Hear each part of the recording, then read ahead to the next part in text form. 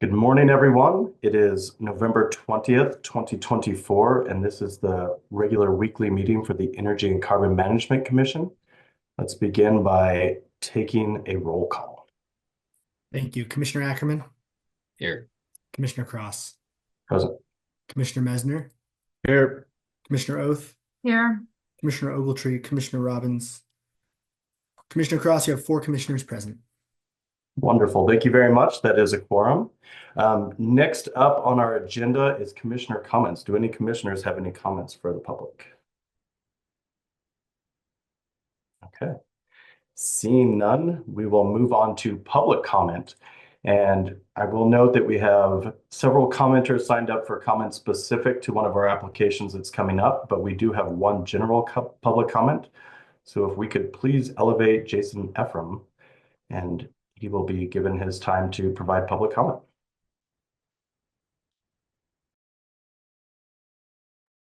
Commissioner, I currently don't see Mr. Ephraim in the attendee list. That may be because he would like to comment on the later application as well. We will keep looking and I'll keep you updated. Perfect. I appreciate that. And Mr. Ephraim, if you do show up in the attendee list, please let us know by raising your hand so we can hear from you. All right. Next up, we'll move on to the consent agenda. We do have a couple things on the consent agenda. Do any commissioners have questions or deliberation on the consent agenda?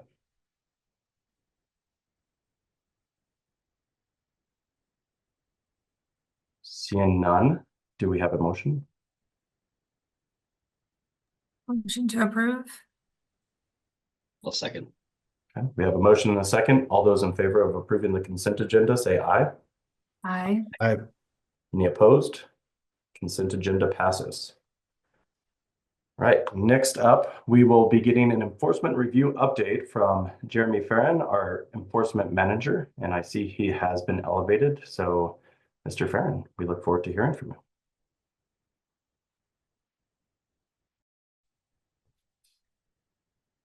Good morning, commissioners. Quick check-in on the enforcement review. Wanted to let you know that progress is ongoing. We want to thank the participants who've been participating in some of the meetings we've been having. Expect that the next step is for Commissioner Oath and I to present some information to the commission in January. We are currently targeting the 8th for what I envision would be a couple hours on your agenda, so that we can go over how we got here, why the SOFE tool has been used historically, why it's been used more frequently of late, future utility, why sometimes there's language in there barring certain individuals and sometimes not, and then really kind of open it up for a discussion between staff and the commission. We envision putting an executive session on the docket so that if you want to seek legal advice, you can during that 2-hour window that we have planned. So that's the plan. That's what we expect to happen next. We wanted to let you know that in the interim, we may move a couple more pressing matters to the commission as possibly SOFEs. That's intentional. They can be pulled and discussed and approved or not, but we wanted to have that flexibility between now and January to push those forward outside the scope of this sort of broader review. So if you see that happen, don't be surprised, and just know that the sort of broader conversation is slated for January. So unless there are any questions, I'll see you all again in January. Wonderful. I appreciate the update, and I appreciate your hard work on this, as well as Commissioner O's work on this and getting this figured out. Do any commissioners have questions or comments for Mr. Farron? Okay. Well, then we will let you go. Again, thank you very much. I appreciate the time. Thank you. Next up, we have docket number 231-100352. This is a variance from TEP Rocky Mountain. So if we could try and get Mr. Jewell. And Mr. Jewell, do you have any other people that need to be witnesses that need to be elevated as well? I do. Good morning, Commissioner Cross. Have Mr. Tankersley and Mr. Kirtland should be joining in. Wonderful. Once Mr. Tankersley's up, we'll get them sworn in.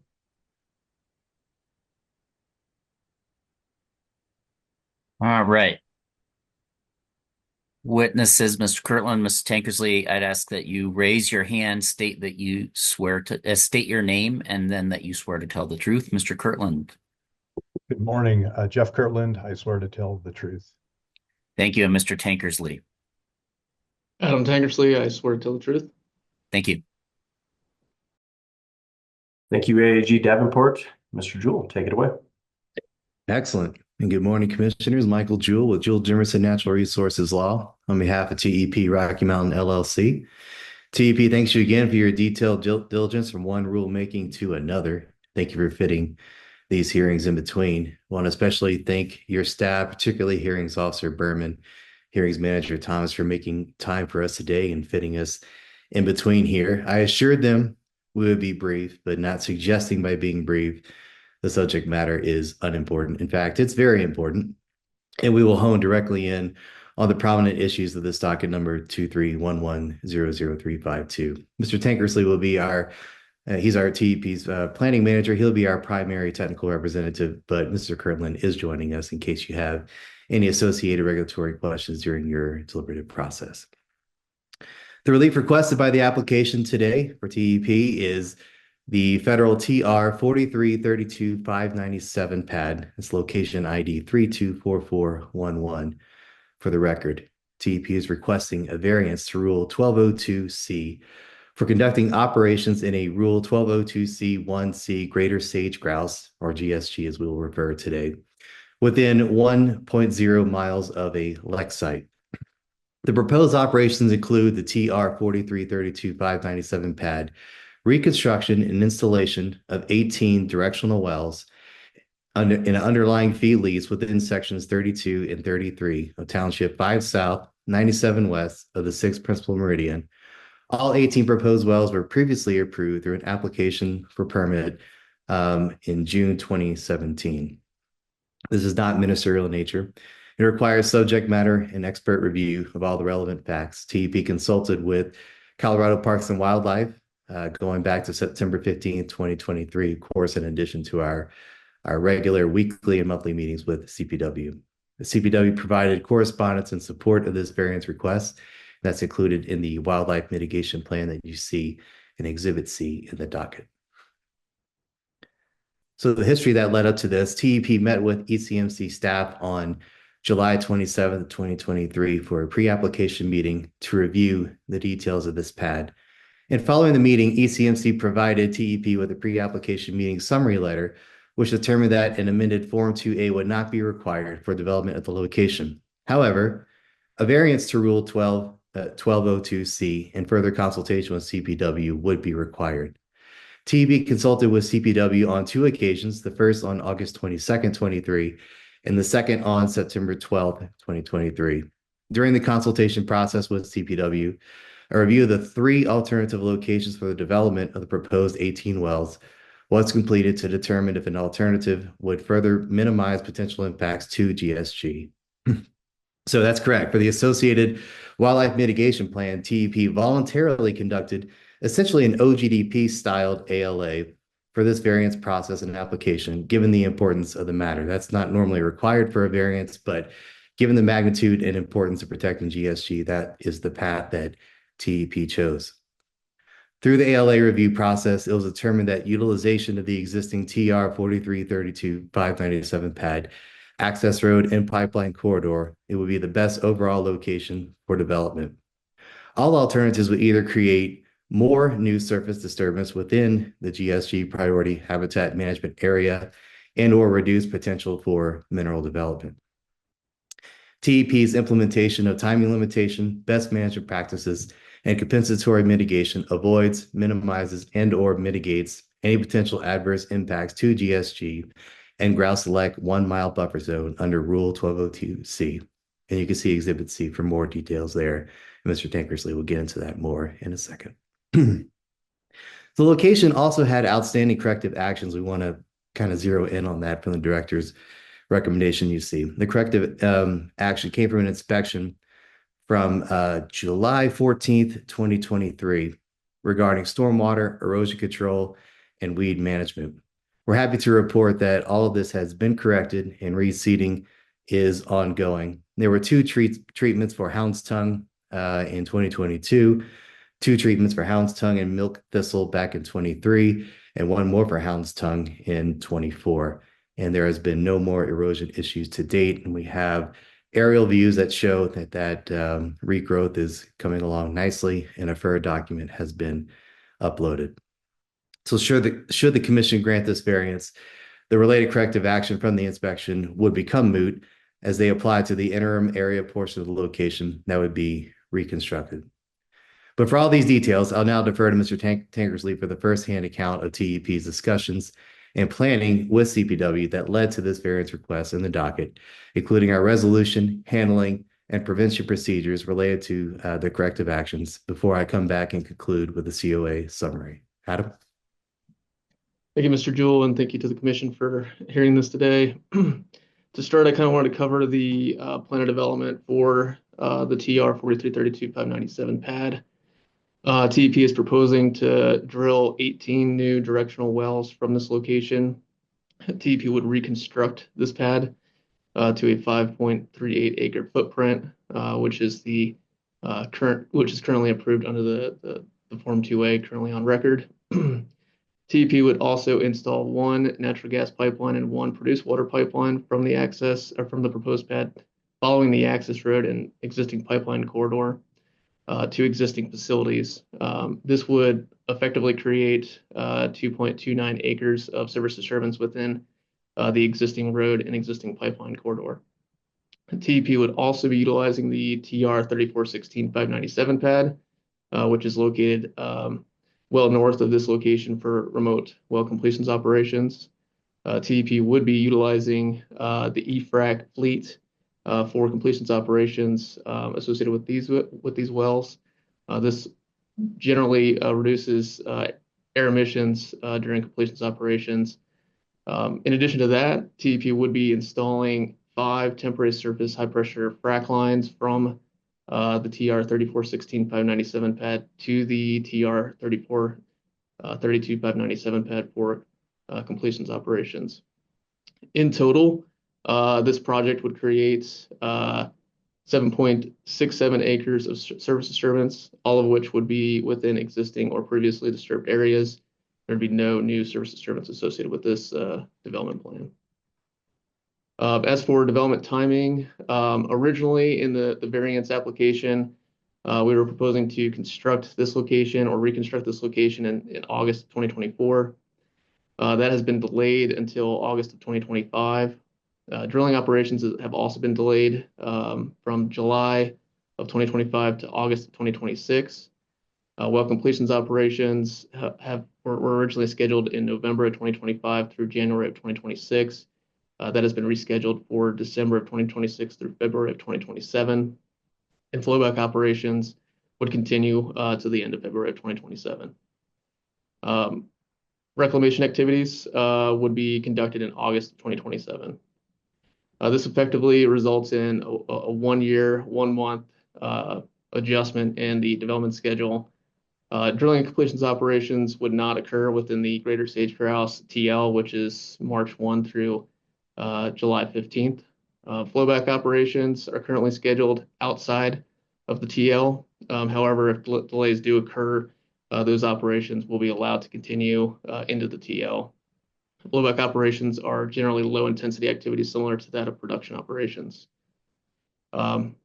If further delays occur associated with drilling and completions operations, such that those activities may occur during the TL, TEP would suspend operations in February of whatever year we drill in, and recommence those operations in May. That way we can avoid that primary LEC season. So for high priority habitat specifically for this location, we are within the Greater Sage-Grouse 1 mile LEC site buffer listed under 1202C, as well as the Greater Sage-Grouse priority habitat listed under 1202D. The oil and gas location is also located within 1 mile of aquatic sport fish management waters and Greater Sage-Grouse general habitat. Portions of the access road will also be within the Greater Sage-Grouse 1 mile LEC buffer, priority habitat as well as general habitat. And the TR 3416-597, which is the remote frac pad for this development plan, is located within greater sage grouse general habitat towards the north end of that habitat boundary. TEP did consult with CPW on an ALA for wildlife specifically. We identified 3 locations that could potentially be used as alternatives to this location. The first one is a new location located southwest of the TR 4332-597 pad. It has a similar distance to the LEC site and is likely more visible to the LEC site and would result in new service disturbance within priority habitat for greater sage grouse. Alternative 2 is the existing TR 4132-597 pad.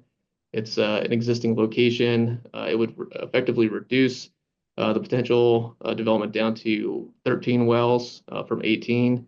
CPW did state that this location does not provide really any significant advantage over the proposed location based off of proximity and topography in this general area. Alternative 3 would be a new location located outside of the LEC buffer to the northwest of the TR 4332-597 pad. The location would effectively create new service disturbance within priority habitat, and it would reduce development potential down to 10 wells. Greater sage grouse habitat is fairly expansive in this area, so avoiding greater sage grouse habitat is not really an option. We effectively selected the TR 4332-597 pad based on the utilization of existing facilities and existing service disturbance, and the implementation of best management practices, as well as allowing for the full development of the target minerals. During consultation that occurred on September 12th of 2023, we reviewed this development plan with CPW as well as the ALA, and they were supportive of development of the preferred location. The primary concerns related to greater sage grouse discussed during that meeting was timing of activity, habitat loss, noise, light, and traffic. Specifically for timing of activity, we are committing to developing the location and conducting drilling completions operations outside the TL. For habitat loss, utilization of the existing location avoids additional habitat loss, and utilization of existing infrastructure and the existing pipeline corridor limits new service disturbance as well. For noise and light, TEP will be compliant with ECMC standards. The location is located in an area on the other side of a ridge line which obstructs view from the LEC site. So we take advantage of that topographic barrier there.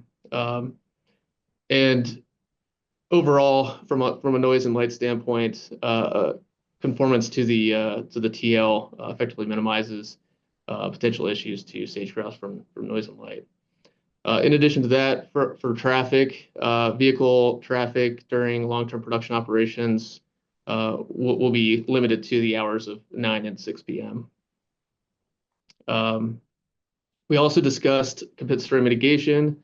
For this location, there was no direct impact fees assessed for this location because there is no new service disturbance.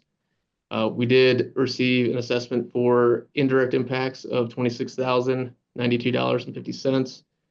This is due to the increase in long-term activity associated with the 18 proposed wells at this location. Effectively, the application of TLs and best management practices avoids, minimizes, and mitigates impacts to wildlife resources in this area. I would like to highlight a few BMPs. We have a full list of BMPs in the wildlife mitigation plan that we've provided, but I do want to highlight a few, some of which we've already discussed. But conformance to the timing limitation for construction, drilling, and completions operations, with the allowance for flowback operations to continue into the TL if delays were to occur. We would be suspending drilling completions operations if those operations are scheduled or likely to be scheduled into the TL. So those would effectively be restarted in May after the primary liking season. For project construction activities, we will be limiting associated traffic to the hours of 7 a.m. to 6 p.m. from May to August, and 8 a.m. to 4 p.m. from September to February. I do want to mention that we will be remote fracking from the TR 3416, utilizing the EFRAC fleet, which is located well away from the LEC site and minimizes overall impacts to that LEC site during completions operations. Project-related truck traffic during production operations will be restricted to the hours of 7 a.m. to 6 p.m., except in emergency situations. Overall, this project has been developed in a way that mitigates impacts to greater sage grouse. And with that, I'll pass it back to Mr. Jewell. Thank you, Mr. Tankersley. And commissioners, I just want to put a finer point on that it's critical that the selected location is essentially a recycled and multi-use location, and therefore prima facie, it minimizes disruption, since a new pad for 18 wells, associated roads, would be maybe up to 10 acres of new disturbance, whereas this existing plan turns over essentially 0 acres. So on balance, we may not be avoiding GSG, and it's hard to do that in a priority area, but the minimization and mitigation more than sufficiently protects GSG in a manner that outweighs the broader cumulative impacts wrought by significant new construction of facilities. So ECMC staff suggested the following conditions of approval that TEP gladly accepts. Number one, prior to commencing construction of location, TEP will submit and obtain the director's approval of Form 4 for the location with the wildlife mitigation plan, and it will include BMPs. Number two, TEP will submit a sundry to amend the wildlife mitigation plan, detailing the relevant plan components described under Rule 1203B1. To ensure the director has adequate time to review the revised mitigation plan, TEP will submit the sundry a minimum of 30 days prior to the payment due date described in Rule 1203C, or 60 days prior to submittal of Form 42. And then lastly, within 30 days of the order, applicant will submit a Form 4 documenting the variance relief to the location number, and the Form 4 will include the order number, all rules from which relief was granted, and a summary of the relief granted to upload to COGIS. So thank you, commissioners, for your time and consideration. We believe this variance request serves as a model for interagency balance and harmony to protect wildlife through minimizing and mitigating impacts with your variance approval. And with this approval, TEP intends to continue to safely operate and continually work with and report to ECMC, CBW, and BLM as appropriate to ensure the highest level of wildlife and environmental protection with these lands. And with that, we welcome your questions and deliberations, and thank you, as always, for your time. Thank you very much for the presentation. Commissioners, do we have any questions for the panel?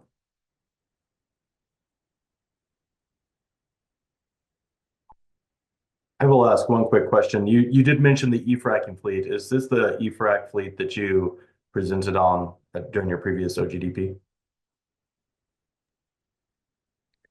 That is correct, Commissioner Cross. It is the same one. Okay, thank you. Commissioner Messner.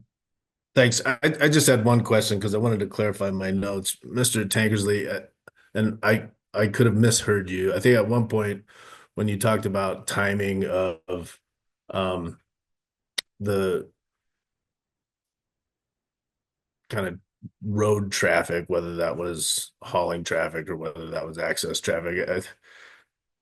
At one point, I thought you said the start was going to be 9 a.m. to 6 p.m. And then you went on to say in two different time frames, 7 a.m. was the start and then 8 a.m. was the start. I wonder if you could just go over that one more time so my notes are clear as far as what you're proposing in the wildlife mitigation plan as far as timing of truck traffic during the day, and just so Thank you for the question. The first one that I mentioned was specific to construction activities. For construction. That was 7 a.m. to 6 p.m. from May to August. And then 8 a.m. to 4 p.m. from September to February. So it just depends on kind of when things occur. So, So I and then missed the 9 a.m. There was no 9 a.m. in there. don't believe so, no. Okay.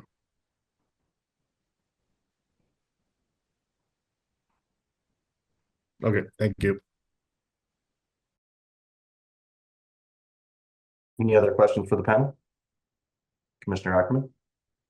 Thanks, Mr. Chair. I actually don't have any questions for the panel, but I do have a question for CPW, if we would be able to elevate Mr. Elm at the appropriate time.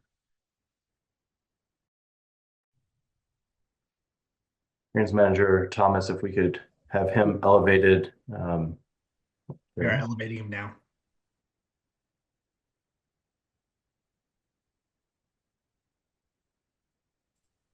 Thank you, Mr. Elm. I believe Commissioner Ackerman has some questions for you.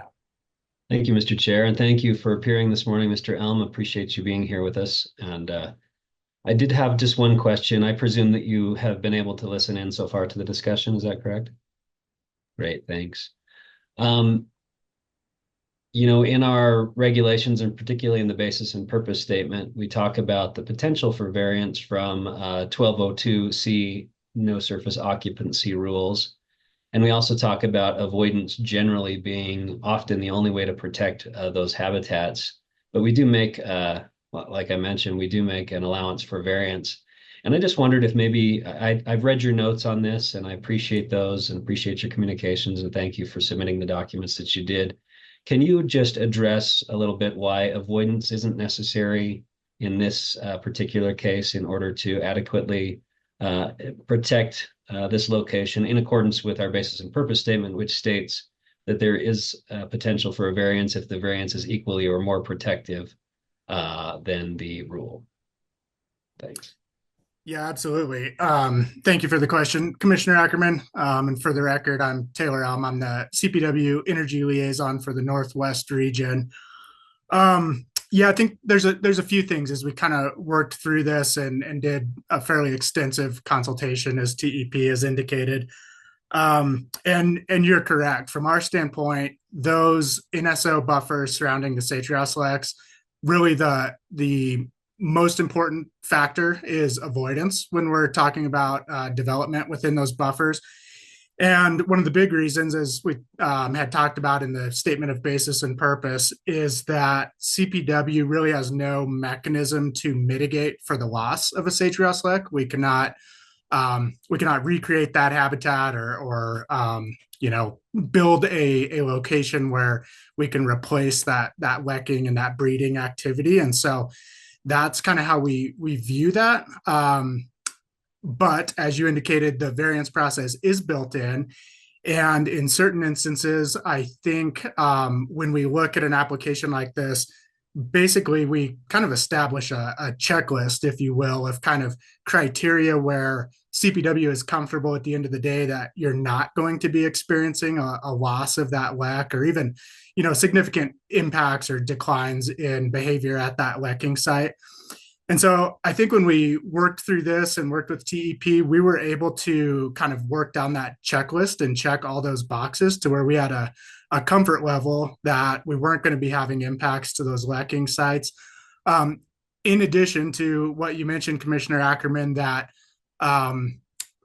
in a way, as we reviewed potential alternative locations to access these mineral resources, that would be outside of the lek buffer, but still within greater sage-grouse priority habitat.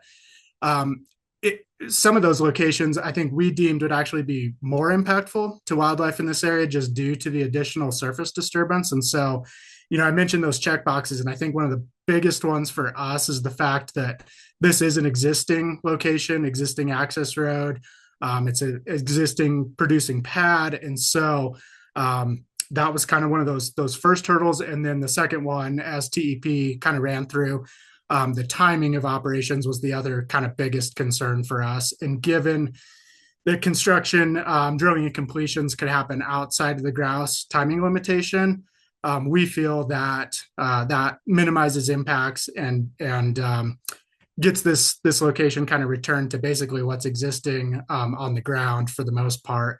And so for those reasons, At the end of the day, as you described, we kind of felt that the variance was appropriate in this situation and why we provided our support for that variance request. Thank you, Mr. Elm. I appreciate you being here and appreciate, as you've noted, your extensive consultation with TEP on this issue. And nothing further, Mr. Chair. Thank you. Do we have any other questions for the panel or for Mr. Elm? Okay. And would any commissioner like to begin deliberative comments?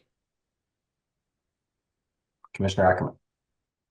Thanks, Mr. Chair. I appreciate that. And as I mentioned, the statement of basis and purpose language does address variances specifically in the context of 1202C1. It states, as with all of the commission's rules, if circumstances in an individual case require a variance from the commission's rules, and the variance is equally or more protective of public health, safety, welfare, the environment, and wildlife resources, an operator may seek a variance pursuant to Rule 502. As I noted, the habitats listed in 1202C1 are the most sensitive habitats in the state, and generally avoidance is the best practice to protect these habitats, as Mr. Elm stated. And I think this application very much demonstrates the importance of the consultative process with CPW and subject matter experts in general with regard to their specific expertise, and then the application of that expertise as conditions and species and habitats and topography vary on a site-by-site basis. I would note in the CPW review that, as was stated, that agency is supportive of this variance. And as was stated, CPW and TEP did examine other potential alternatives. There's no new ground disturbance. The timing avoids the lekking period. It was the immediate area doesn't contain optimal sage-grouse nesting and production habitat, importantly, as verified by lack of use during CPW studies. And then the topography provides that visual barrier in addition to the BMPs and mitigation that were talked about today. Under our 502C variance process, I find that this constitutes a good faith effort to comply. And as per the testimony given today, and particularly by CPW, will not violate the basic intent of the Act. We didn't talk much about it being necessary to avoid an undue hardship, but it's conducive to that with regard to following existing infrastructure rather than the installation of new infrastructure. And then it will result in no net adverse impact to public health, safety, wildlife, welfare, the environment, or wildlife resources. As CPW's conclusion is that the proposed oil and gas operations on the site are unlikely to change greater sage-grouse behavior or use of the area. And I do think it contains reasonable conditions of approval and other mitigation measures necessary to minimize and mitigate those impacts. And CPW also is in agreement that those conditions are met. I would note that COAs are included in the director's recommendation, and would recommend that we include those COAs in the order. And that said, Mr. Chair, outlines the reasons that I can be supportive also of this variance. Thank you, Commissioner Ackerman. Do any other commissioners have deliberative comments? Seeing none, do we have a motion? I will move to approve, Mr. Chair, and I think that implicitly includes the conditions of approval from the director's recommendation. I'll second the motion. Any final deliberative comments? Okay, we have a motion and a second. All those in favor of approving the variance with the included COAs and the director's recommendation say aye. Aye. Aye. Any opposed? Application passes. Thank you very much for your time and your work on this, and thank you, Mr. Elm, for your work on this as well. I appreciate it, and we will move on to the next docket. Why don't we take a quick 5-minute break while we get people loaded up for the docket number 240300071. I will note that we will have public comment before that, but why don't we take a couple minutes so we'll have everybody ready to go. So let's return at 9:39. All right, I believe everybody is back, so we will now continue with docket number 240300071. 30071. This is an oil and gas development plan from Crestone Peak Resources, the Chico North Oil and Gas Development Plan. I will note again that we do have public comment on this. I do want to give one more opportunity to begin for Mr. Ephraim. I do note that Hearings Manager Thomas indicated he does not see him in the attendee list at this point in time. So if you are there, Mr. Ephraim, please raise your hand. But in the meantime, we will move on to our other commenters who have signed up specifically for this application. And we will begin with Mr. Willard, although Mr. Thomas has visualized himself. Apologies, Commissioner Cross. No sign of Mr. Willard either. So if Mr. Willard's in the attendee list, please raise your hand. We have Miss Goldsmith Cameron and Mr. Goldsmith Cameron elevated, as well as Richard Rosen. Okay. Perfect. Well, we will we will continue to look for Mr. Ephraim and for Mr. Willard, but in the meantime, Miss Goldsmith Cameron, the floor is yours for the next 3 minutes. Okay, can everybody hear me? Yes. Oh, good. Okay. Thank you for the opportunity to address this application and also for your recent vote to stay Draco. We truly appreciate that. My name is Marcia Goldsmith Cameron, and I live in Arapahoe County. Chico North is only about 3.6 miles from the northeast corner of the Reservoir Dam. It's very close to State Beardstat, which we see from the lake house across the reservoir 5 miles from our home. We are all concerned about how the cumulative impacts will affect our community, as this is yet one more well pad on top of the large volume of wells already in that area. There are multiple risks involved with the operation, such as leaks contaminating the groundwater and adding to the already poor air quality in our non-attainment ozone area. We are concerned about the emergency preparedness, especially as it relates to the local fire department capacity, which is already challenged. When Box Elder Cap was approved, Lowry Ranch Cap hadn't been reviewed yet, and now Arapa Cap is going to be considered. How many caps can operate in one regional area? What will the true cumulative impacts be when all of these wells are in operation? In the application, it was mentioned there were no public comments made. When Box Elder Cap was proposed, the vast majority of our community didn't live here yet. Many of our homes were not even built. When Box Elder Cap was approved, I hadn't even moved to Colorado and saved the Aurora Reservoir didn't exist. Now that Star is 2 years old, we are well aware of all the OGDPs being filed and are voicing our collective concerns on each well pad, and will continue to do so as more and more applications are submitted in Arapahoe County. I fail to see how Civitas can state on page 8 of Form 2B that there's a beneficial impact on surrounding communities. How could this be true when nearby communities already are feeling the impact of the wells that currently exist? If the commission is approving this application today, as the form, quote, draft report of the commission, end quote, clearly gives us this impression, we're asking for some conditions to attach to the acceptance. A risk evaluation conducted by a third party selected by the commissioners, sampling analysis of wells between this pad and others in operation prior to construction, air monitoring to create a baseline prior to operation. In the Civitas Crestone presentation on page 18, they need to quantify how they will monitor the environmental impact caused by creating 4 additional wells. How can they predict these results without measuring the cumulative impacts already in effect in this region to establish a baseline? We urge you to require additional conditions to protect the public health, welfare, and safety. Thank you. Thank you, Ms. Goldsmith Cameron. And as always, I appreciate you coming and presenting before us. Next up, we have Mark Goldsmith Cameron.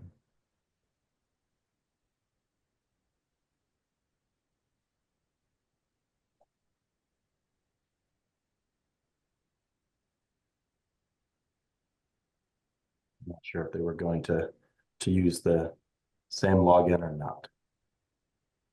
Mr. Goldsmith Cameron is a panelist, a separate panelist. He'll just need to unmute and turn his camera on.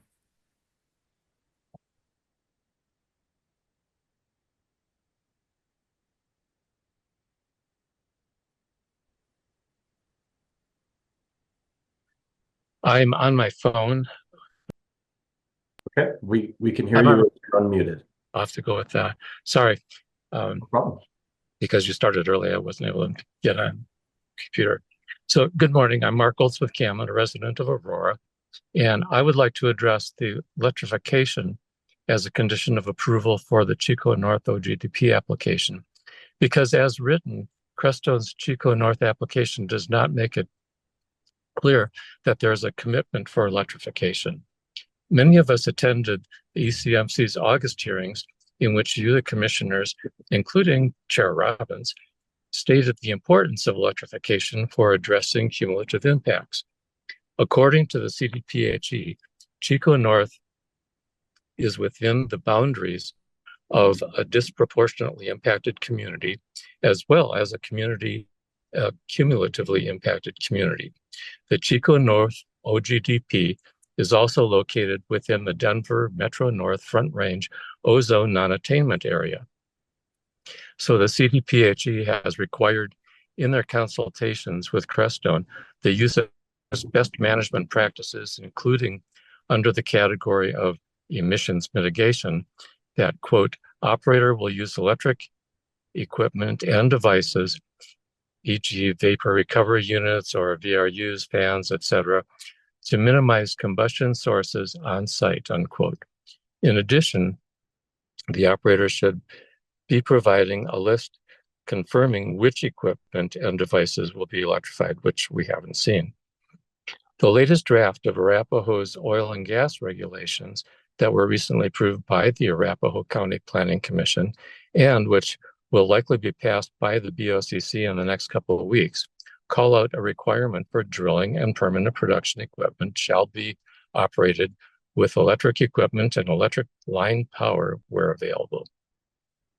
To properly address cumulative impacts, the public health, safety and welfare, and the environment, you, the ECMC, should be using electrification as a standard condition of approval on all applications, including for Chico North that is before you today. Thank you for the opportunity to speak today. Thank you. I appreciate your time and willingness to come and speak to us. Next up, we have Mr. Rosen.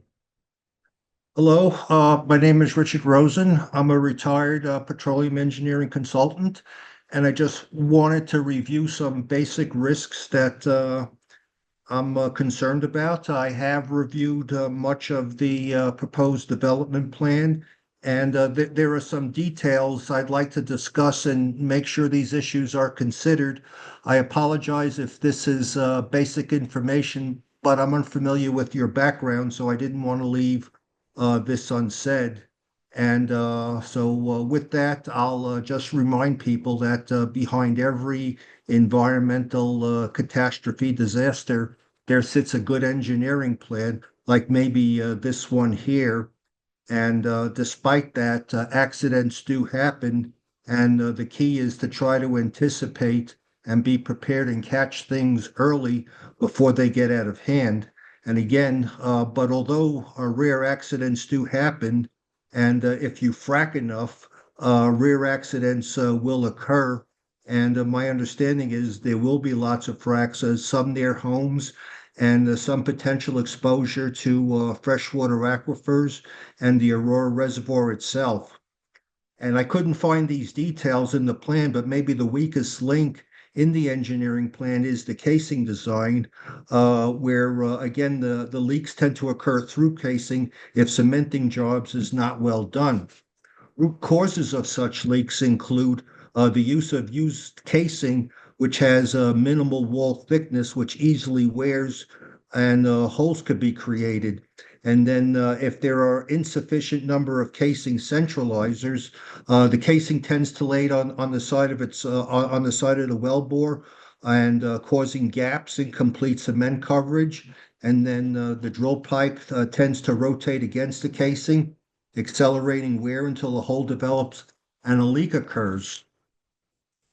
How to guard against that best practicing would include new casing, the use of centralizers, especially across key zones, cement logging evaluation, and added safeguards, which are particularly critical would be the use of monitor wells with sampling for the aquifer and catch any kind of leak that might threaten the reservoir. Thank you, and again, I hope that wasn't too basic for you guys. Nope, we appreciate the time and the commentary and the information provided. I do see that Mr. Ephraim has been raised to a panelist. So, Mr. Ephraim, I'm not sure if you're speaking specifically to this issue. I know you were signed up for general public comment, but we will recognize you at this time. And thank you. And I appreciate you coming back to me. Sorry I wasn't on. I missed the break. Hello, commissioners. My name is Jason Ephraim. I'm a South Shore resident.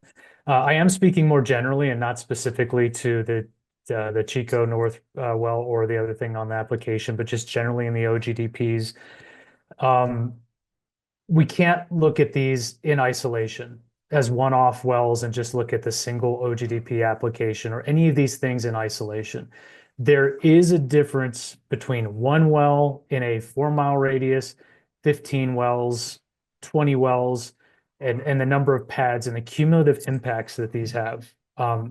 It is far easier when you just look at one of these single wells like Chico North or others and look and make sure that, yes, we have some basic requirements and we have some surveys that need to be done and approvals and just approve it ad hoc. But as a South Shore community resident, I am very nervous about the number of impending OGDP applications. Indeed, as soon as I've got involved in the CAP application process for Lowry Ranch, we've seen every day new hearings, new 2As and things like that. And in these hearings, when we just look at the individual pad or the well, and that's what we base our decision on, completely ignores the fact that this might be one of many over time in that area that'll come through. And that the risks are, I appreciate your effort to, get the information to make a determination on the safety factors and risks, but a part of that has to be the volume of these that are coming in for that area, especially when it relates to the proximity to, as many other people have and will mention, our main water source, Superfund site, in our communities and schools and clinics and hospitals. And so when we come in and we have to do like the 2A rulemaking or come into these applications and things and hear everything focused in just a very, very almost a myopic view of just this particular pad and getting down to the very little, we are worried about the cumulative impacts of these wells. We can't just focus on a single one. So, I would urge you to consider, as these ones come through, but also more, that there's a larger scope of risk that gets elevated and escalated for every one of these that gets approved or even gets considered. And we'll continue to, I'll continue to come in and comment as these OGDPs come through, as they get close proximity, to keep pushing on that point that this can't be in isolation. It can't be in isolation for a producer. If we look up at Weld County and we see that you trip over these OGDPs and that like for every square mile, there's 20 well pads in some areas, it's crazy. But that each one of those pads came through an OGD process and a certification and was looked at just by itself. So that's it. Thank you for my listening to me, and I appreciate the time to speak. Thank you for presenting to us today, and I'm glad you were able to make it back on, and we were able to get you on the list. Next up, we have Ms. Ann Hussein. Good morning, commissioners. Thank you for giving the public this opportunity to speak on behalf, yet again, another well pad near our communities. As you said, my name is Ann Hussein. I'm a registered nurse. I live in the Southeast Aurora in the South Shore community, a community with 7,000 residents. Today, I'm speaking against the approval of Chico North oil and gas application. There are 12 additional well pads with multiple wells on them in the permitting process as you travel south from Chico North, stretching miles south past many communities with thousands of residents to my home and beyond my home. In addition, there's the Box Elder cap, a new proposed Arapa cap, the Lowry Ranch cap. State Bill 181 clearly states cumulative effects must be taken into consideration when approving oil and gas permits. Southeast Arapahoe County is surrounded by multiple well pads containing hundreds of wells concurrently producing. Together, they greatly compound cumulative effects on the air we breathe. Again, no disrespect that you may know the following, but hazardous emissions occur in every phase of oil and gas process, in the site preparation, in the drilling phase, in the removal of hazardous water from fracking, from truck traffic, in operations that occur on the well pad, in flaring and blowdown and venting operations.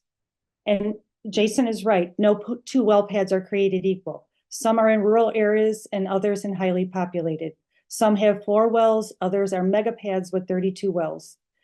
Electrification would greatly decrease toxic emissions on the well pad, thus decreasing those toxic vapors from traveling on our properties, our homes, but electrification is not mandatory.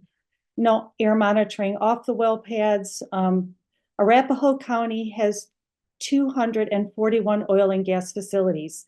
Per the Arapahoe County Planning Department, in 2023, state inspectors only made 91 inspections on these 241 sites, and some of these visits were repeats on the same site.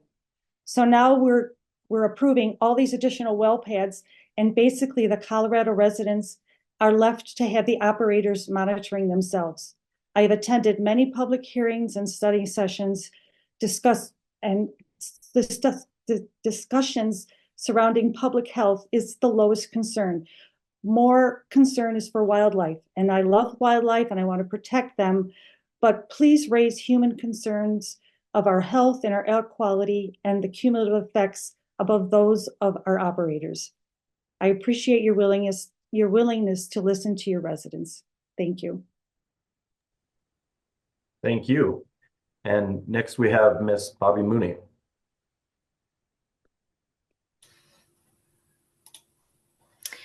Good morning. My name is Bobby Mooney, and I'm a concerned Coloradan and a staff member with 350 Colorado, a local environmental nonprofit that works to build the local grassroots movement to solve the climate crisis and transition to a sustainable future for Colorado. Today, I want to read for you a statement from another concerned citizen, Brian Matisse, who lives in Southeast Aurora and unfortunately was not able to attend this morning. Thank you, commissioners, for allowing me the opportunity to address the ECMC. I have several concerns over the proposed Chico North OGDP, but due to time constraints, I would like to focus on one area: the failure to thoroughly consider the cumulative impacts on these additional oil and gas operations on disproportionately impacted communities. The legislature has declared that it is in the public interest to administer the permitting of operations in a manner that protects disproportionately impacted communities, or DICs, and advances environmental justice. Cumulative impacts is a broad term as defined in the statute and encompasses all the effects of new or amended operations on public health and the environment, including impacts on air quality, water quality, climate, noise, odor, wildlife, and biological resources caused by the incremental impacts of proposed new or amended operations. The legislature was particularly sensitive to the effects of these operations on DICs and cumulative impacted communities, requiring the effects on these communities to be specifically addressed. As the CDPHE noted in its comments, the proposed operation would be within the boundaries of a DIC. Therefore, the ECMC must be particularly sensitive to any additional adverse effects in this area. One facility in the DIC, in particular, will be affected by these oil and gas operations. The former Ridgeview Youth Services Center, which was a youth behavioral treatment facility, appears to be approximately 1 mile southwest of the area of operations. While the youth behavioral treatment facility has been closed for about 3 years, the state of Colorado is in the process of converting that facility into the Ridgeview Residential Treatment Facility for the homeless. This is a transitional housing and treatment facility for the homeless, and in particular, the homeless requiring treatment for substance abuse or behavioral health problems. There will be about 200 residents at this new facility. These residents of this community are among the most vulnerable. The residential community is planned to open about the same time that operations would begin. I am concerned that the cumulative impacts of all operations on this community have not been addressed. These impacts include not only the direct effects of the well pad, but also additional truck traffic and the noise, dust, and pollution associated with it. The extreme lighting of the rig during drilling and any night operations may further aggravate mental health issues of sensitive residents. It is not clear that these impacts have been adequately addressed, nor an alternative site analysis performed considering this disproportionately impacted community. I would urge the EMC to require a thorough analysis of the effects on the Ridgeview Residential Treatment Facility, including an alternative location analysis. Thank you for considering this important issue. Thank you. I appreciate your time and willingness to speak. And I do see a Randy on the panel now. Is that Mr. Willard? It is. I got to fix my Zoom and have it say both names. I apologize. Not a problem. Yeah, so I want to jump on today. I do appreciate your time, commissioners, and scheduling these public hearings.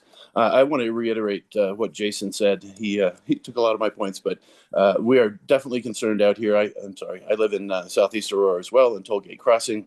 And with the new Arapa Cap application, we are now looking at in excess of 400 wells under Crestone Civitas, directly east of Denver.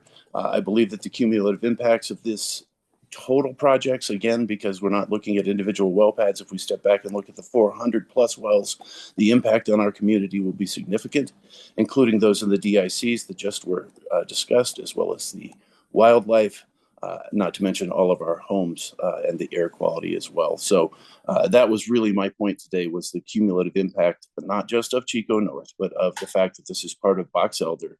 It is next to the Lowry Ranch Cap and is now directly adjacent to the proposed Arapa Cap as well. These cumulative impacts have got to be addressed as part of compliance with your mission. I appreciate your time. Thank you. I appreciate your time as well. And I do believe that concludes our public comment. I do want to note for everyone that we also received written public comment, and that should be on the folder as well and available to the public. And I know the commissioners have all read those as well. Before we begin with the presentation from the applicant, I do want to recognize Mr. Derek Timmerman, a member of staff who does want to make a brief comment on this application. Good morning, commissioners. My name is Derek Timmerman, and I'm the location assessment specialist who worked on the Crestone Chico North OGDP application. I would like to correct and clarify a mistake that was published on the director's recommendation for the Chico North OGDP. The director's recommendation states that Arapahoe County approved the existing location on June 5th, 2019, but instead it was the city of Aurora which approved the location on June 5th, 2019. Arapahoe County issued a permit for the existing Chico North before Aurora Energy and Environment Division was established. But as the location is in the city of Aurora, Arapahoe County will no longer issue a permit at this location. Additionally, I would like to clarify that the city of Aurora requested oil and gas permits for the wells, but that the approved status of the location permit remains unchanged. The city of Aurora has an administrative review and approval process for the well permit applications, and this does not change our recommendation for approval. Thank you. Thank you. I appreciate those clarifications. All right, now that we've received the end of public comment, I do think it is appropriate now to highlight the applicant and their attorneys. And it looks like Ms. Jost will be leading this one. And so, Ms. Jost, I turn it over to you and to Ms. Mercer to swear in your witnesses. Wonderful. Thank you, Commissioner. We have Mr. Harrington, Mr. Annabelle, we've got Mr. Farkas, and then Ms. Ehlers, who will be sworn in. Ms. Mercer. All right. Well, good morning to the panelists. I'm seeing 3 of the 4. Oh, Mr. Farkas, if you could just turn your camera on when you're ready. Good morning, folks. I'll just go one at a time and ask you each to raise your right hand, state your name, and that you swear to tell the truth. Begin with Mr. Harrington. My name is Dan Harrington, and I swear to tell the truth. Thank you. Mr. Annabelle? My name is Jeff Annabelle, and I swear to tell the truth. Thank you. Ms. Ehlers? My name is Natalie Ehlers, and I swear to tell the truth. Thank you. Mr. Farkas? My name is Scott Farkas. I swear to tell the truth. Thank you very much. Thank you, AG Mercer. And Ms. Jost, please take it away. Wonderful. Thank you so much. I'm going to go ahead and share my screen.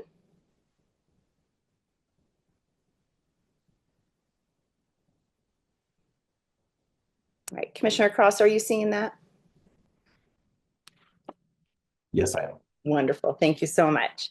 Well, good morning, commissioners, staff, members of the public. My name is Jamie Jost from Jost Energy Law, and I, along with my partner, Kelsey Wozzelinki, represent Crestone Peak Resources Operating LLC in the Chico North OGDP application that was filed on March 15th, 2024, and is in front of you today in docket number 240300071. Crestone would like to thank the ECMC staff and the director for their efforts on this Chico North OGDP, as well as the box elder cap under which this OGDP was filed. Crestone would also like to thank the City of Aurora for their continued discussions with Crestone on the operator agreement approved location. Crestone appreciates the commission's and staff's efforts over the past several years as Crestone has pursued the development and operations within the box elder cap. As a refresher, the box elder cap was approved by this commission in order number 535-1396 on November 2nd, 2022.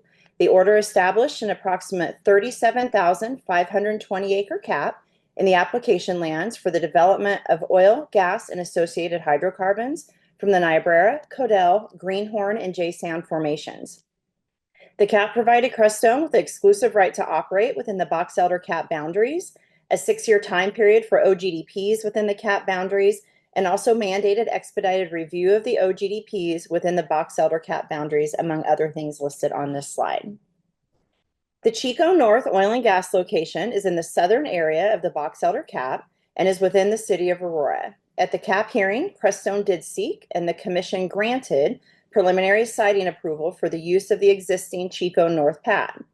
In terms of the OGDP submittal, Crestone complied with all notice requirements for the OGDP and no formal petitions were filed. Crestone does appreciate the question we received from the commissioners on Monday afternoon and will address this question during the presentation today. With that, I'd like to go ahead and turn it over to Mr. Dan Harrington from Crestone to present the OGDP application to the commission. Thank you, Ms. Jost, and thank you, commissioners, for hearing us here today. I'm here to present our Chico 465-2625 North Oil and Gas location. This is an expansion of an existing 4-well oil and gas location in southeast Aurora, approximately 4 miles north of the Aurora Reservoir. We're planning to add 4 new wells to those existing 4 wells at the Chico North pad site. The pad site itself will actually only be slightly expanded, and the existing facility will be scraped and rebuilt and upgraded to service all 8 wells. This site expansion is cited in the City of Aurora operator agreement, and as Ms. Jost said, it is a PSA site in the box elder cap. These 4 wells will finish development of the Grimm Motocross DSU to the north, which comprises portions of sections 23 and 24. We do have a single RBU within 2,000 feet of the pad, and we have an obtained IC from those residents. Beyond that, we have no schools, childcare centers, HOBU, DOAA, or PWS nearby. Consultations were held with several offsetting homeowners, and no concerns were noted. Next slide, please. Here are our planned wells. These include 2 2-mile wells and 2 U-turns with a total completed lateral length of about 2 miles apiece. All 4 wells will target the Niobrara Formation. Next slide, please. It's a pretty simple story from legacy wells. There's one legacy well, the Grimm Motocross 1H, that is currently shut in but planned to RTP imminently. And we have 3 drilled uncompleted wells that we drilled this year from the Lussing Trust North pad to the east of the DSU. Those will be completed in 2025.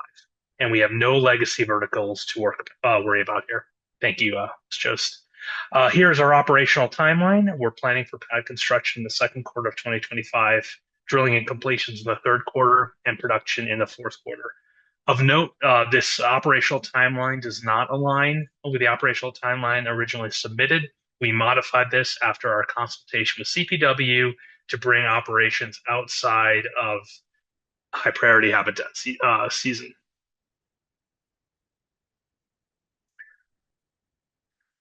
As noted before, we have one RBU within 2,000 feet of the working pad surface that is in DI community. That's due north of the site, and we do have informed consent from that RBU. There's a second RBU on the same plot. We have a letter from them as well. It's a bit over 2,000 feet away. We are in high priority habitat, but as noted, we consulted with CPW and we agreed to seasonal stipulations to move our operations outside of season. We conducted a consultation with CDPHE, who have reviewed the BMPs that Crestone committed to. We're seeing incorporation of those BMPs as a means to be protective of public health, air, water, and resources. And again, we are aligned with our preliminary siting as approved in the box elder cap order. Next slide, please. City of Aurora is the relevant local government here. The City of Aurora has approved the siting of the existing Chico North pad as well as the expansion through an operator agreement with Crestone. The local permitting process, local permitting is currently in process. The pad site is defined within Exhibit B of the operator agreement, and said we are in alignment with that. Arapahoe County is the proximate. Next slide, please. The closest RBU, as stated, is 2,000 feet, a little bit under 2,000 feet north of the amended location. You can see the call-out area there. The other residence on that plot is at 2,130 feet. We've met with both of those homeowners. There's an additional RBU a bit under 3,000 feet to the south. We've also met with them in last winter. Next slide, please. We have here some of our impact mitigation. We did collaborate with Excel Energy to explore the feasibility of upgrades for drilling at facilities, and this addresses one of the questions we got from commissioners. Unfortunately, due to capacity limitations, utility power drilling isn't viable. However, the box elder cap does not include commitments requiring the use of line power for drilling rigs. We did attempt here, and unfortunately, it did not work out. We are committed to providing line power for the production facility and anticipate having that in place prior to the start of production.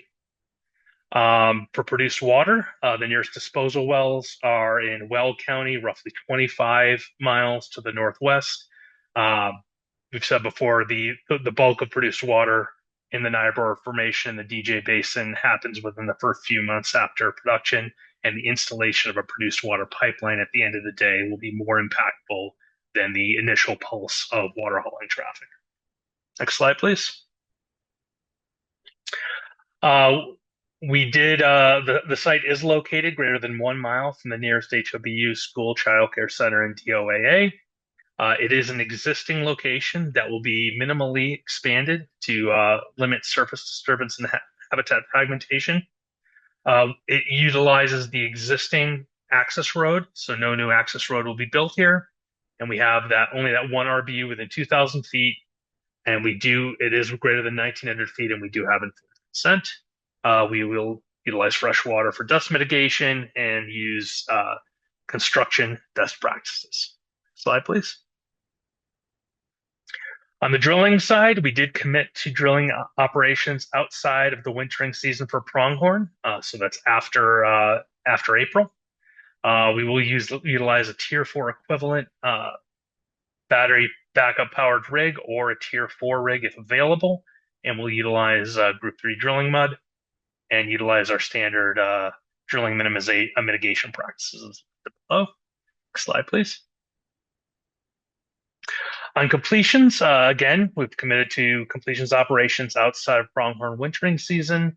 All water will be delivered to the site via temporary lay flat water line to reduce truck traffic. We'll utilize Tier 4 or better engines during the completion stages, and flowback will be routed through the emission control production. So no oil tankers. Next slide, please. As stated, the permanent production facilities will be powered with utility power. Oil and gas pipelines will be in place prior to first production. The tanks will utilize blowers to reduce emissions coming off the tanks, and we will not store hydrocarbon liquids in permanent storage tanks on site after the first 2 years of production. Pressurized maintenance vessel will be utilized, limiting venting normally associated with maintenance operations. And if you look below, you can see our air monitoring plans, as well as our anticipated low level of produced water traffic.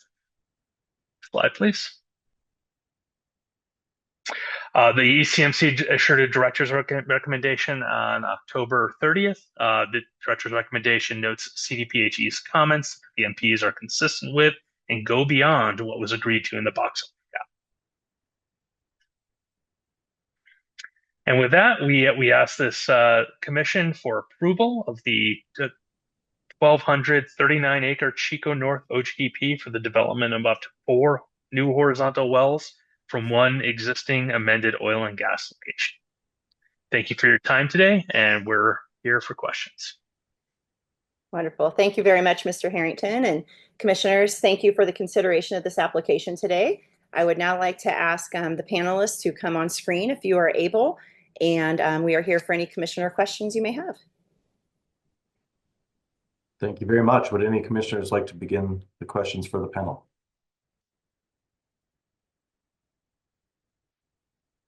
Commissioner Messner.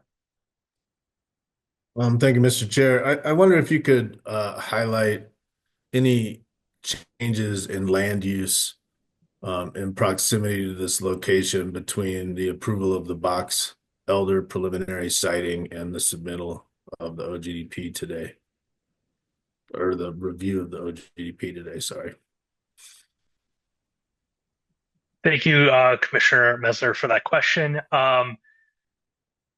In immediate proximity, there's been no development that I can think of within at least a mile. The homes due north of Chico North we talked about were there at the approval of Box Elder, as was the home to the south. So none of that has really changed. I know we heard about some development in the South Shore and Aurora Reservoir communities. That's over 5 miles away. So I'm sure some of those have been built since that time, but it is quite distant. Okay, and to your knowledge, there's been no change in the zoning or land use plans from the city of Aurora adjacent to this between the time of the submittal of the approval of the Box Elder cap and the review of the OGDP today. I believe there is some platting 2 miles to the west, and I'll have to check on that exact distance. I do not think that platting is approved yet. It's kind of in process. So I think the answer is no, but there is some planning going on. Okay, thank you. Thank you. Any other questions? Commissioner Oak.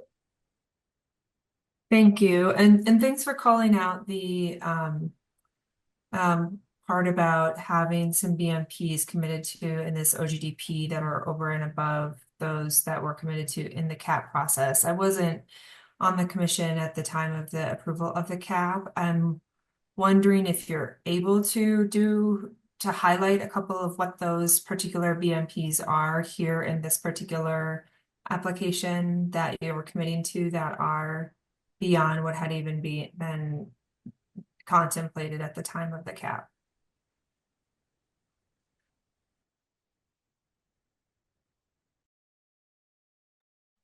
Thank you. I'll need to refer my notes to all of them, but I know the timing restriction as related to HPH was not committed to blanket at the CAP. We did agree to that during CPW consultation here. I believe the blanket Tier 4 commitment was not fully in place for both drilling and completions at the time of the CAP. We have that in place now. The pipeline commitment was there, so that is unchanged. And if anyone from my team wants to add any others they can think of, please do.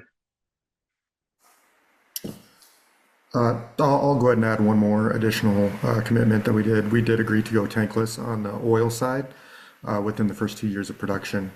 So that is an additional commitment above what we agreed to on the CAP. Thanks.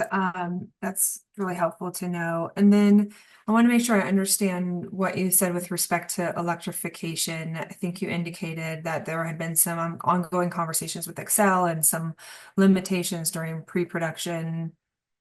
And then I thought your slide indicated something that there may be a possibility, and then there was a commitment during production. Can you just clarify that piece for me, please? Of course, as you know, the level of electrification needed to power a drilling rig is in excess of what's required for the facility. So the upgrade that's happening in the area is sufficient to power a facility, and we're committing to having that in place prior to production. But the upgrade that is already taking place in the area that Excel is doing will not be sufficient to supply the 3.5 megawatts that are. Okay, thank you. That's all I have, Mr. Chair. Thank you. Any other questions? I would like to ask a couple, and perhaps it's helpful to bring up the PowerPoint again. I don't know that it's necessary.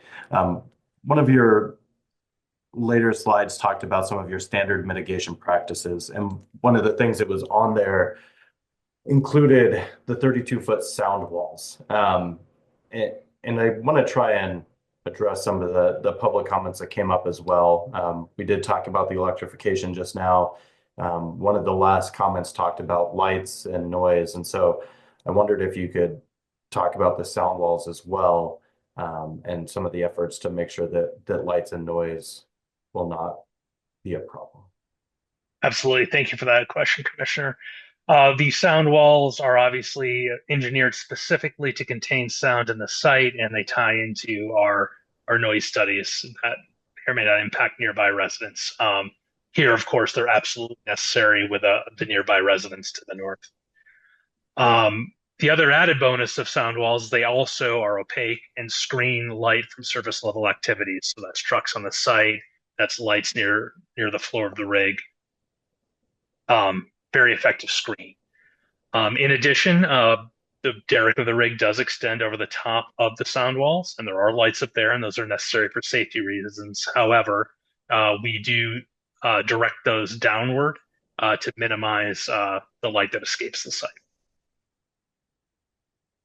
Perfect. Thank you. And then one of the other things that came up with the couple of the public comments also included the air monitoring request. And could you go over a little bit of what kind of air monitoring it is done and is required both on a baseline standpoint as well as throughout the drilling and the completions and the production processes? Thank you, Commissioner Cross. So as a part of the CDPHE requirements, we're required to monitor both, get an ambient prior to operations, and then monitor all pre-production operations through the first 6 months of production operations. So there'll be air monitors around the location during all those pre-production phases and through the first 6 months of production. Thank you. And I think those are the questions I have. Do any other commissioners have additional questions? Seeing none, would any commissioners like to begin deliberations?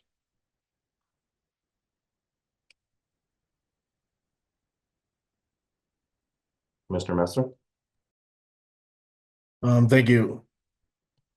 So a few things that I'm reviewing as I look at this. And so one, this is part of the box elder cap. That cap was approved by this commission, I think in 2022. And it was approved with preliminary siting for this particular location. I was on the commission at the time, but I was not a part of that particular hearing. So didn't make any decisions on that one, but did go back and review the record and review the information associated with that. And so that is part of my decision-making in this hearing. I'll note that the relevant local government in this situation is the city of Aurora, who was actively involved in that cap review process. They provided comments that this site and many of the sites included in the cap were actually part of the city of Aurora's master planning. And they both supported and encouraged the commission at the time to utilize the particular sites that were proposed in that comprehensive area plan because it did comport with their comprehensive or master plan within the city of Aurora. You know, I'll note, and I'm going all over the place here because I'm just going down my notes here, but you know, I'll note I do appreciate some of the public comment we received on this particular application. And as it relates to protection of groundwater and wellbore integrity, you know, I was a part of the commission when we went through and developed our wellbore integrity rules, which I do believe are the most protective wellbore integrity rules in the nation. I am comfortable with the wellbore integrity program and process that is occurring within this commission. And so I do want to note that. You know, I think one of the primary reviews that we have as part of this application, because it does have preliminary siting approval, is any significant changes in land uses that have occurred between when the box elder cap was approved and the review of this OGDP. I note that the city of Aurora has not indicated any significant land use changes that would require additional consideration in this particular situation. The applicant has provided testimony that they've indicated that there is not additional land uses in close proximity to this location that would change anything. I didn't, and so that's a part of my review, and I think that's an important part of our review in this situation. You know, I do note that when the box elder cap was reviewed, that cumulative impacts were evaluated during that. And so that cumulative impacts evaluation carries on to the review of this particular location. As indicated by the applicant, the electrification was not committed to during the box elder cap review process and was not committed to in this OGDP with preliminary siting. I think that is consistent with what they committed to during the cap review process. I think it's also important to note that it highlights that without a commitment at the cap stage, that there are times that that commitment does not follow through, or that hope that it will happen does not follow through to the OGDP process. There was informed consent provided for this OGDP, and so we're reviewing this under 604B1, and that 2,000-foot setback, as I indicated, you know, oftentimes in these hearings is the setback that this commission determined through the mission change rulemaking as being necessary and reasonable to avoid potential impacts associated with oil and gas development. And that while there is one RBU inside 2,000 feet, that RBU has provided informed consent, and there are no other RBUs inside 2,000 feet at this location. So those are my thoughts on how I'm reviewing it. And so understanding all of that, I do think that this application does meet our rules and the act, and would be supportive of this application. Thank you, Commissioner Messner, for leading us off. Commissioner Oath. Thanks, Mr. Chair, and thanks, Commissioner Messner, for kicking this off. I agree really with all of your comments. I don't have a lot to add, just would want to build a little bit on or provide an additional comment about the cumulative impacts portion of what you noted and flagged, noting that came up a number of times in the public comments that we received, and I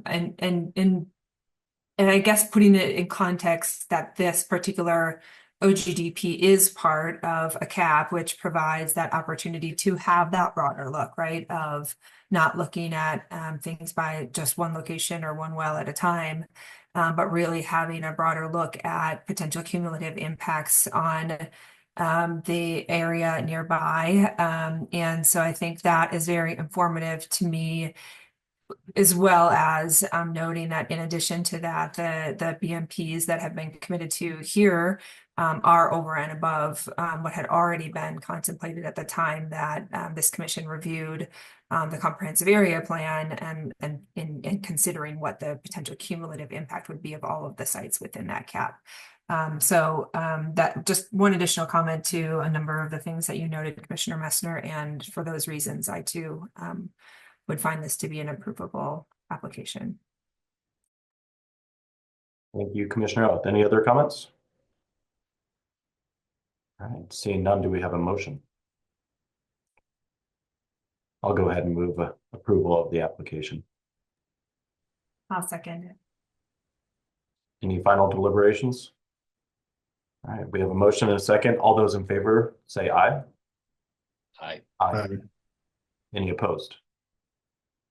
The application passes. Thank you very much for the presentation today. I appreciate the hard work done on this and the continued efforts to work with CPW and other agencies and the local government to make sure that we continue to have those best management practices. All right, let's take a short break, and during that break, we will raise the panel for the docket number 240500123. This is Kerr McGee's Tulip Oil and Gas Development Plan, and it is 10:30 now, so we'll return at 10:35. All right, it looks like we're all back, and for the record, again, this is the November 20th, 2024 Energy and Carbon Management Weekly Hearing. Next up, we have docket number 240500123, Kerr McGee's Tulip Oil and Gas Development Plan. If we could, it looks like we're going to start with Jason Maxey from Weld County, and so we will recognize him at this time. Good morning, and thank you, commissioners. My name is Jason Maxey, current director for the Weld County Oil and Gas Energy Department. And as always, just want to start off by thanking you for this opportunity. We always appreciate being able to speak to you all for a few minutes regarding the Weld County 1041 WOGLA process. And in this case, as you mentioned, Commissioner Cross, the Kerr McGee Tulip Oil and Gas Development Plan in front of you right now for consideration. On November 15th of 2023, Weld County held our typical pre-application meeting for both the Tulip well pad and the Tulip facility locations together, which make up the Tulip OGDP before you today. Attendees included Kerr McGee staff, Weld County staff, ECMC staff, CPW, CDPHE, as well as the town of Johnstown. The two 1041 WOGLA applications that we received were in our hands July 8th of 2024. During the process of evaluating and notifying surrounding property owners, homeowners, and other referral agencies, I do want to make note that Weld County did not receive any public comments or any applications to be a part of our process moving forward regarding either one of these applications under our consideration at that time. The 1041 WOGLA hearing, we held both of these locations similar to you all today under one OGDP, but we held both of our 1041 hearings on September 26th of 2024. The hearing officer for the Oil and Gas Department considered testimony at that 1041 WOGLA hearing and subsequently approved both of those applications. No referral parties who participated and received requests for referral in our process, none of them participated in our hearing. The final order for both of those 1041 locations were recorded with the Weld County Clerk and Recorder and published in the Greeley Tribune as per our normal process, which creates a vested property right for both of these permits, as you all know. Now, I do want to make a quick note that after recording and legally noticing the final orders in the Greeley Tribune, we did unfortunately recognize an error in the final order. We noticed that the interim reclamation acreage unfortunately was identified incorrectly in the initial final order that was recorded.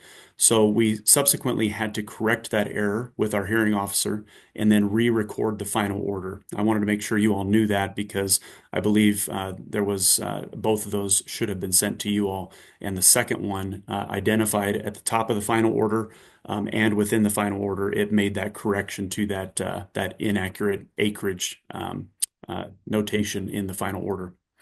We did provide 2A comments for both the well pad and facility location to you all, and they are included in the director recommendation. We have received a copy of the director's recommendation, and we've read through it, and we don't have any questions or concerns, and we do support approval of this permit. So thank you again for the few minutes, and I'd be happy to answer any questions that I might be able to help with. Thank you, Mr. Maxey. We always appreciate the local government's insight into your process and your thoughts on the application. Commissioners, do we have any questions for Mr. Maxey? Okay. Again, we appreciate the time, and we know how to get a hold of you should we need to call you back up for any questions. Sounds good, Commissioner. And if I may just real quick mention that this will be the last time that I am in front of you in my current capacity. I look forward to working with you all in my future capacity as County Commissioner. From here on out, any OGDP information or testimony will be done by my replacement, Mr. Brett Kavanaugh. And so you should be seeing him on into December for future ECMC OGDPs that are located within Will County. And as always, we appreciate the partnership and the involvement in your process. Thank you. Well, thank you very much again for all your work with us, for your service to Weld County, and congratulations on your new position as well. Thank you. Okay, if we could, looks like we have Ms. Wazelinki up, and so if we could also have the potential witnesses visualize some, AAG Mercer can swear them in. Thank you, Commissioner. We do have all of our witnesses here on the hearing, and they are ready to be sworn in. Great. Good morning to the panelists. I will just go one at a time and ask you each to raise your right hand, state your name, and that you swear to tell the truth. Let's begin with Mr. Schlichtmeyer. Chad Schlichtmeyer, swear to tell the truth. Thank you. Ms. Calling? Tracy Calling, I swear to tell the truth. Thank you. Mr. England?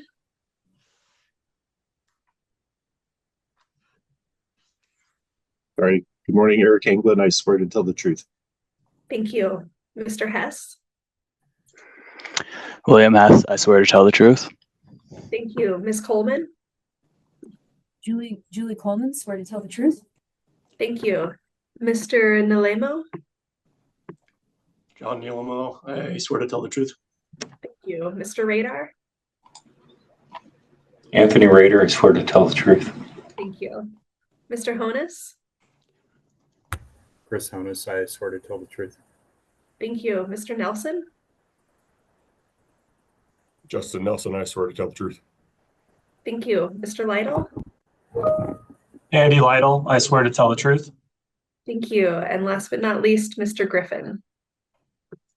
Byron Griffin, and I swear to tell the truth. Thank you. And Ms. Mercer, we do have Steve Miller on the panel. Mr. Miller, I'm not sure if you can turn your camera on, but if you're at least able to speak, we'll swear you in as well. My name is Steve Miller, and I swear to tell the truth. And I can't figure out how to get my camera on. Apologize. That's all right. We'll trust that you were raising your right hand as you were saying that. Thank you, Mr. Miller. All right, I believe that's everyone. So at this time, we'll turn it over to you, Ms. Wazelinki. Thank you. We'll get our PowerPoint up and then I will get started.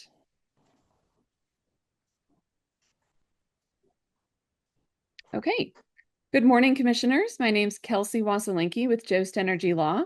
And with Jamie Jost, we represent Kerr McGee in the Tulip OGDP before you today in docket 2405-00123. I would like to thank Mr. Maxey for his comments today and Weld County for its participation through the WOGLA process and their support of this OGDP. We would also like to thank and congratulate Director Maxey. And we'd like to also thank ECMC staff and the director for their efforts on this OGDP. We would also like to acknowledge a commissioner question we received prior to the hearing, and we will plan to address this question in the presentation today. Next slide. The Tulip OGDP proposes 2 new oil and gas locations, the Tulip well pad to develop 22 new horizontal wells, and the Tulip facility pad to receive production from the well pad. The development is proposed within 1 drilling and spacing unit, totaling 2,880 acres for the Niobrara, Fort Hays, Codell, Carlisle, and Sharon Springs formations. The tulip pad and facility are located in Weld County, and as Mr. Maxey mentioned, the WOGLAs were approved in September of 2024 and recorded in October of 2024. This OGDP triggers one Rule 304 ALA criteria for the presence of 2 residential building units within 2,000 feet of the tulip well pad. The tulip facility does not trigger any ALA criteria. The review of this OGDP is under Rule 604B3.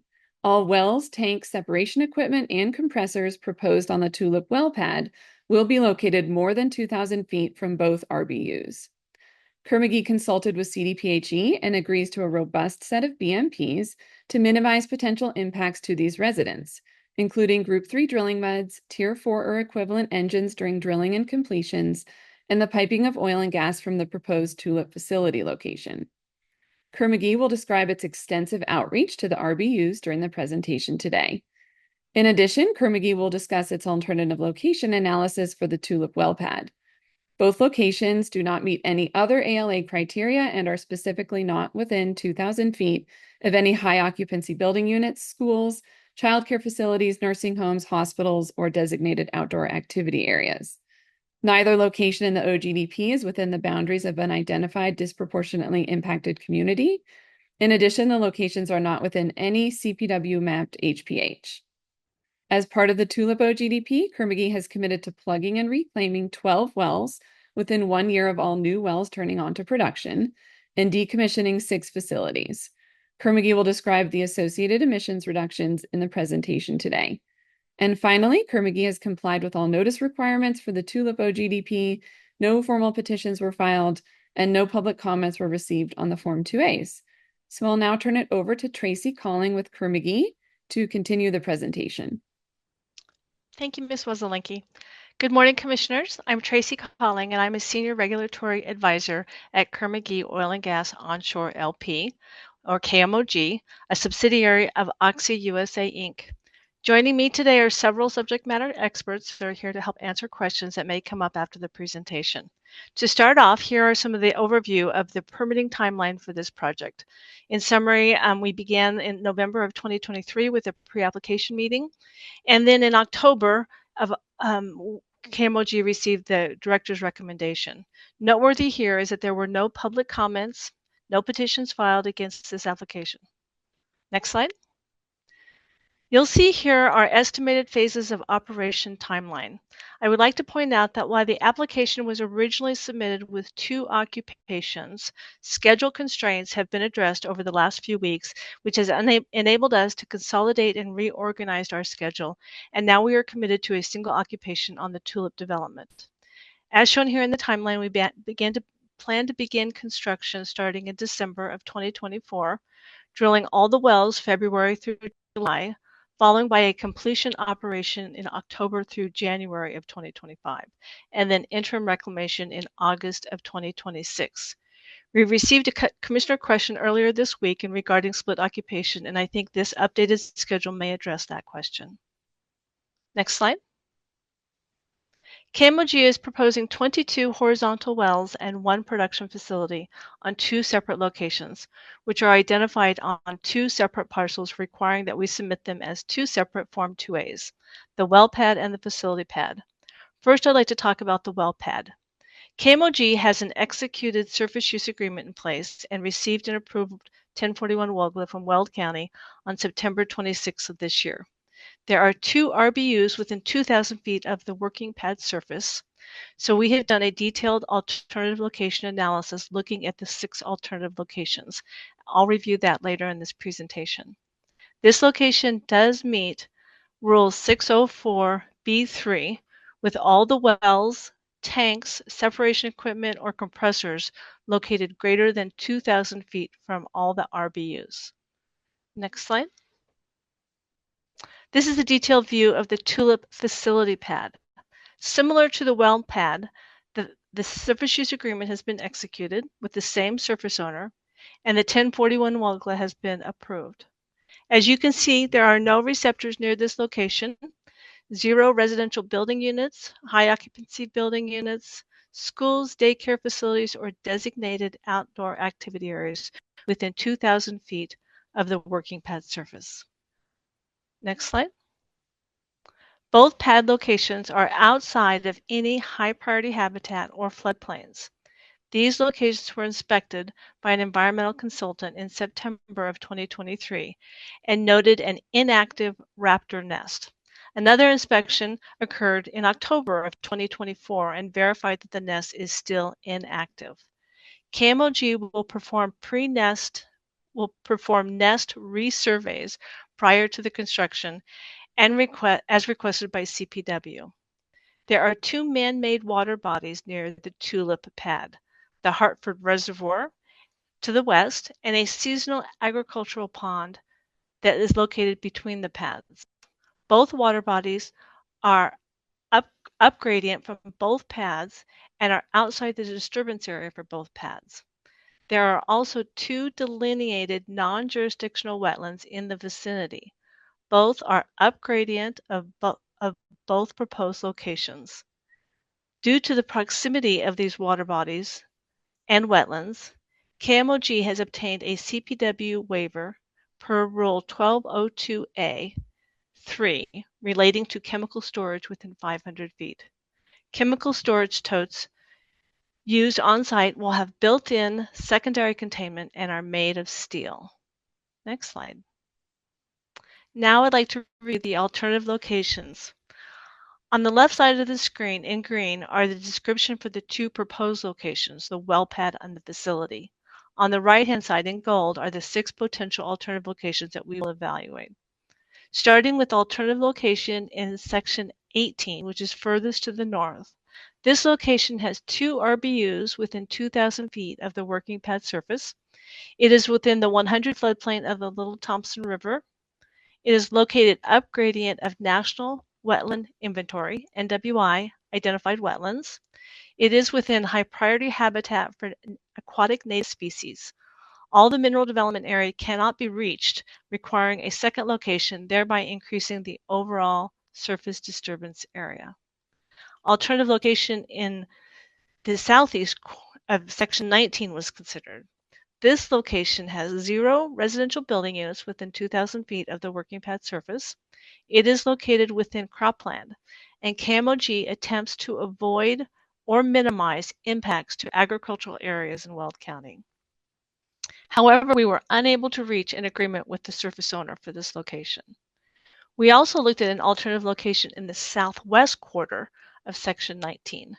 This location has 1 residential building unit within 2,000 feet of the working pad surface. The location is also within cropland, and we avoid or minimize impacts to agricultural areas, so this is not ideal.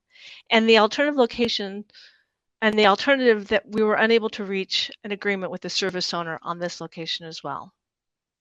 An alternative location in section 22 was reviewed. This location is furthest to the west. It is on the west side of I-25. This location has 6 RBUs within 2,000 feet of the working pad surface. The closest residential building unit is in the Serenity Ridge neighborhood in the town of Berthoud.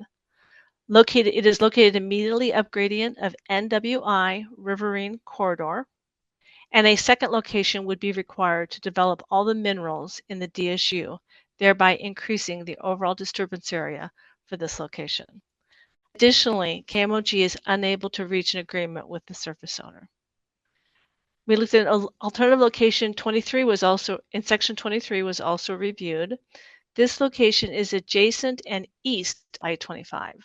This alternative location is located immediately up gradient of NWI identified wetlands. Also, a second well pad would be required to develop all the minerals in this DSU, thereby increasing overall surface disturbance. This location is on the west side of a fault, which is a major basement-involved fault. KMOG prefers to have well-bore toes intersect faults rather than heels, as placing the heel portion of the wellbore in a fault increases operational risks, including hole stability issues and lost circulation. Placing the heels of the wellbore in a large-scale fault introduces significant geological complexities, including steering challenges. The last alternative we considered was in section 30. This is furthest to the south. This location has 5 RBUs within 2,000 feet of the working pad surface, and a second well pad would be required to develop all the minerals in the DSU, increasing the overall disturbance area. This alternative is located within cropland, and KMOG attempts to avoid or minimize the impacts to agricultural areas. And lastly, KMOG was unable to reach an agreement with this surface owner. That concludes the review of the alternatives of those locations. KMOG is proud to be able to commit to plugging 12 older wells and decommissioning 6 associated facilities within this OGDP application, effectively removing 13 oil tanks and 8 produced water tanks. Plugging these wells and removing these facilities will eliminate over 216 truck trips annually to those sites. We anticipate that we will be able to reclaim approximately 7.95 acres, which means we will reclaim 2.93 more acres than the proposed Tulip site will ultimately disturb. Also, I want to highlight that the table of estimated emissions avoided from these wells that will be plugged. This information is incorporated into our application in coordination with ECMC staff for this OGDP. Next slide. The aerial map shows the haul route that has been designed to efficiently route traffic to the nearest paved arterial roads. This route has been approved by Weld County, and KMOG has secured an access permit from Weld County Public Works. Next slide. KMOG evaluates produced water management at a regional level, and produced water takeaway is vetted for every proposed location. Part of that scoping process is to evaluate if there are any viable third-party pipeline options to tie into. Unfortunately for this project, there are none in the area. The nearest disposal well is 12 miles to the east. However, the pipeline route would be challenging and would have numerous acres of disturbed in high priority habitat, floodplains, and NWI identified wetlands and riparian corridors, all associated with the South Platte River. This route would also go through disproportionately impacted community. Next slide. The nearest saltwater disposal well is 12 miles to the east. The pipeline path, shown in blue, would have an estimated 72 acres of disturbance and impact 26 properties and 18 residential building units. Additionally, there would be 32 pipeline crossings, 2 railroad crossings, 8 county road crossings, not to mention crossing the South Platte River, and 4 ditch crossings. With these considerations, it was determined that building a pipeline would result in an overall greater impact to both the environment and the community versus trucking the produced water. Next slide. In respect to emissions, there are 2 things that I would like to highlight here. The graph you see here is showing the CO2e intensity for individual oil and gas facilities that had been commissioned by KMOG after December of 2022. The orange, green, and blue lines show the Regulation 7 new facility intensity requirements from years 2023 to 2030. As you can see on the x-axis, the blue bars represent 7 KMOG facilities commissioned after December of 2023, and their respective levels of CO2e intensities, which are all significantly below the thresholds that have been set by CDPHE. These state-of-the-art design facilities, coupled with best-in-class best management practices, has resulted in the lowest emissions inventory of any oil and gas operator in the state and helped us meet our 2030 Regulation 7 targets. KMOG commits to adhere to CDPHE and AQCC use practice rules as outlined in Regulation 7, Part B, 6E1. All of these ozone season practices will be applied to year-round operations, not just during the May to September ozone period. Next slide. KMOG consulted with CDPHE at a pre-application meeting on April 2nd of 2024, and then again at the official consultation in October 2nd of 2024, and has committed to 32 best CDPHE BMPs. The graph to the right highlights the work that KMOG operations teams are doing to adjust, reschedule, or avoid certain activities during ozone season to mitigate emissions. Next slide. Here you can see just a few of our many best managed practices that will be implemented to minimize operational impacts to receptors.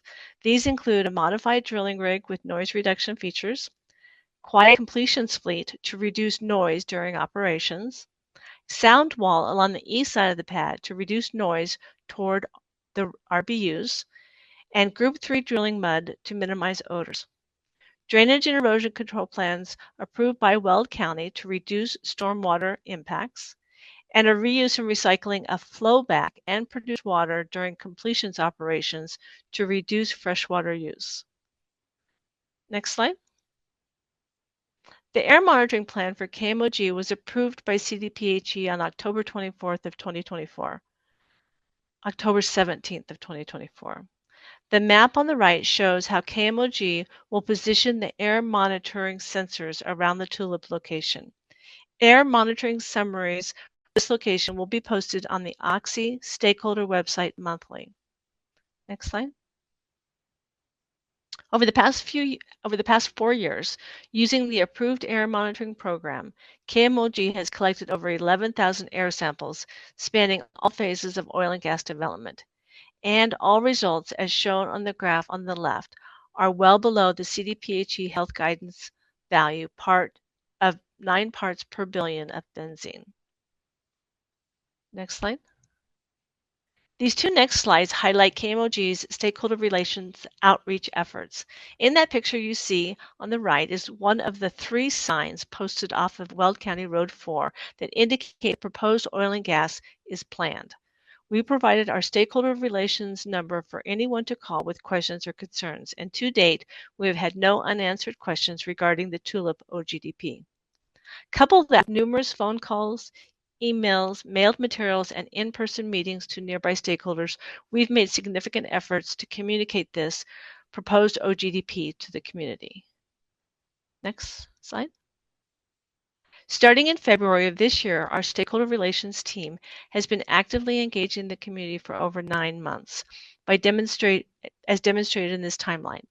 These efforts will continue to take place as we move forward with this project. Now I'd like to summarize a few points of this application. No petitions were filed against this OGDP, and no public comments against the application were received. Cumulative impacts will be minimized by plugging 12 older vertical wells, removing 6 related facilities, and reclaiming approximately 7.95 acres, a net reduction in 2.93 acres disturbed, including the proposed Tulip OGDP. KMOG is proud to present this Tulip OGDP and is confident in our ability to develop this location in a manner that protects public health, safety, welfare, environment, and wildlife resources. Thank you for your time. Now I'll pass this back to Kelsey to wrap up the presentation. Thank you, Ms. Calling. This last slide shows the relief requested for the Tulip OGDP. This does conclude our presentation. We've got a number of subject matter experts on the hearing today, so I'll have everyone please turn on your cameras, and we are now open for questions. Thank you for the presentation. Commissioners, does anyone want to begin questions for the panel?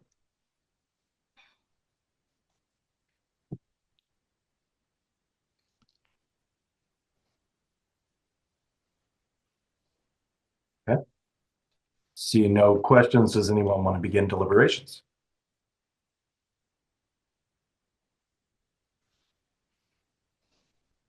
Commissioner Ackerman.